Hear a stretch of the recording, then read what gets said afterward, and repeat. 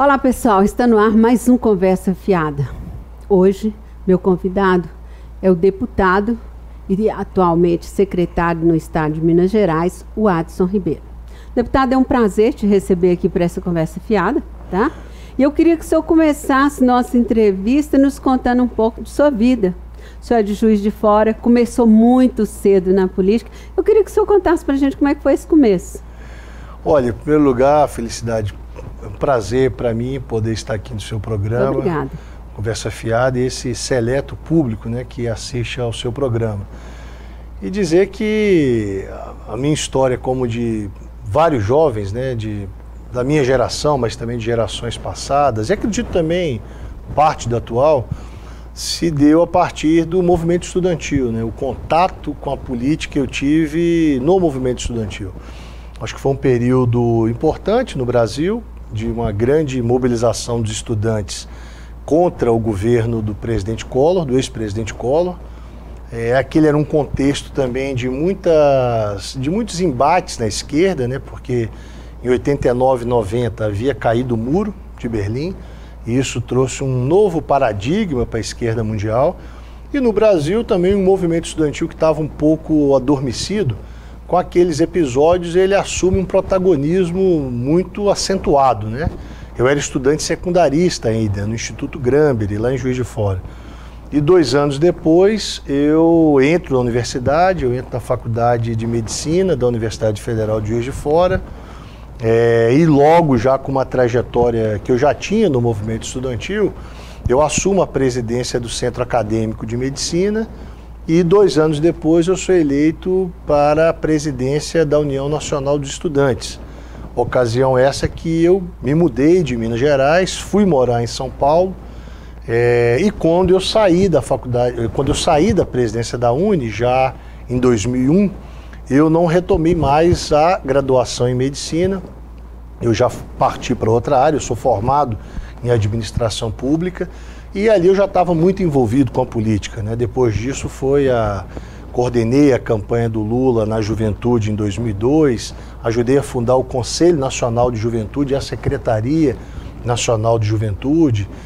Depois do governo Lula ainda, eu fui secretário executivo do Ministério do Esporte, e depois você já acompanhou a trajetória como deputado federal e também hoje como secretário, né, de Estado aqui em Minas Gerais. Eu sou secretário da SEDIF, que é a Secretaria de Desenvolvimento Integrado e Fóruns Regionais, e também ouvidor geral do Estado. Agora, o que é importante disso, e se a gente fosse assim traçar algum paralelo sobre isso, é que eu acho que o movimento estudantil ele é pautado por grandes causas, né, não coisas. E eu acho que essa causa que me moveu na época, eu como estudante de medicina, largar minha cidade, largar meu estado, ir morar em outro estado. Qual era essa causa, né? Era a causa da construção de um país diferente, né? Um país que pudesse transformar todo esse potencial que tem em algo que propiciasse às pessoas uma vida mais digna, mais desenvolvida, que tivesse mais mobilidade social. E eu acho que nos dias de hoje esse debate é muito importante, porque nós não vamos mudar o jogo apenas com o Congresso que nós temos ou com a classe política que nós temos. A gente muda o jogo, como dizia o Gonzaguinha, né? Eu acredito na rapaziada. Eu acho que quanto essa consciência, especialmente entre a juventude, for uma consciência mais forte, tiver ela mais fortalecida em torno de princípios, de uma ideia de país, de cidadania, né? O mundo hoje é um mundo muito intolerante, né? Ou seja, não é só uma crise política que a gente vive, mas também uma crise civilizacional, né? Nós assistimos a um país como os Estados Unidos lançar 60 bombas sobre a Síria, e isso não comove ninguém. Na semana seguinte se lança um armamento que só é menos potente do que a bomba nuclear no Afeganistão, isso também não choca mais ninguém. No Brasil, esses casos de intolerância que nós estamos vivendo, acho que é uma crise, em certa medida, dessa sociedade atual. E que o papel da juventude tem muito a ver com isso, né? Com transitar disso para um país melhor, para um mundo melhor. Eu acho que esse é o objetivo, né? Que me movimentou, me moveu, como também assim o fez com centenas de jovens há mais tempo que eu, em suas épocas, né?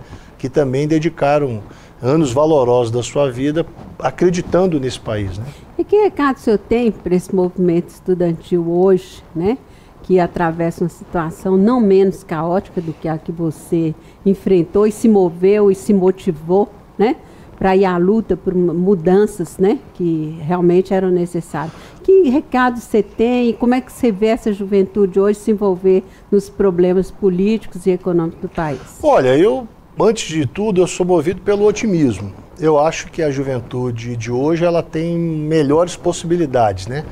Ela tem melhores possibilidades porque se tem mais democracia, porque ela tem acesso a meios de comunicação que não sentia antes. Hoje você grava um vídeo, você através do WhatsApp, através do Facebook, do Instagram, e tudo que as redes sociais disponibilizam, você pode fazer verdadeiras revoluções, verdadeiras mobilizações.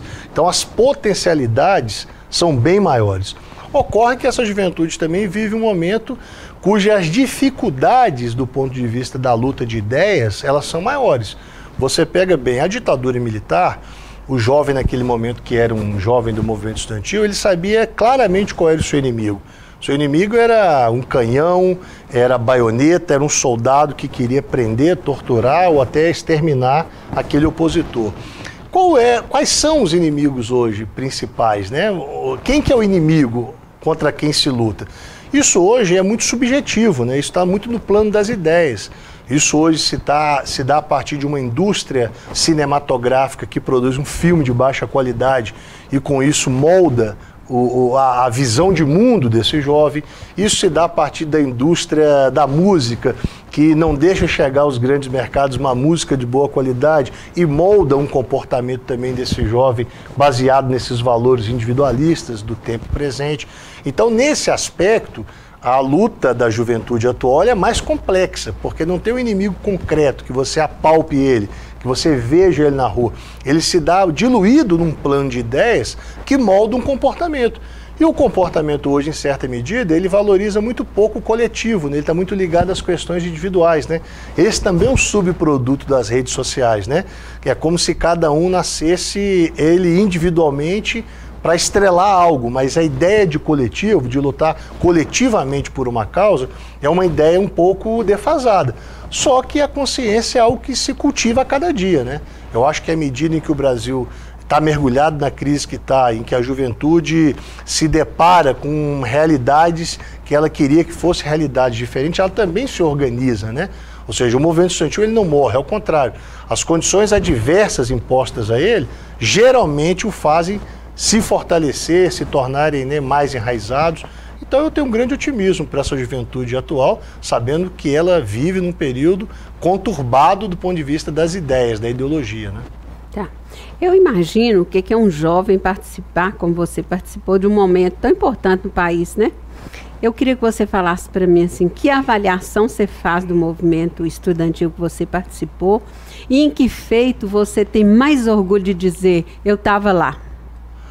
Olha, eu acho que o movimento estudantil, que eu participei dele, foi um movimento que vivia aquela transição, né? Na verdade, nós tínhamos a esperança, e foi concretizada em 2003, com a eleição do presidente Lula, que era o Brasil mudar de orientação política, né? Nós tínhamos, desde a democratização, governos com feições neoliberais, não é isso?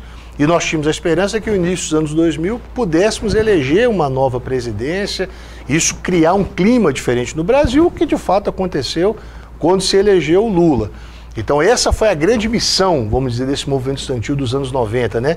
Derrotar o neoliberalismo e abrir caminho para o novo tempo.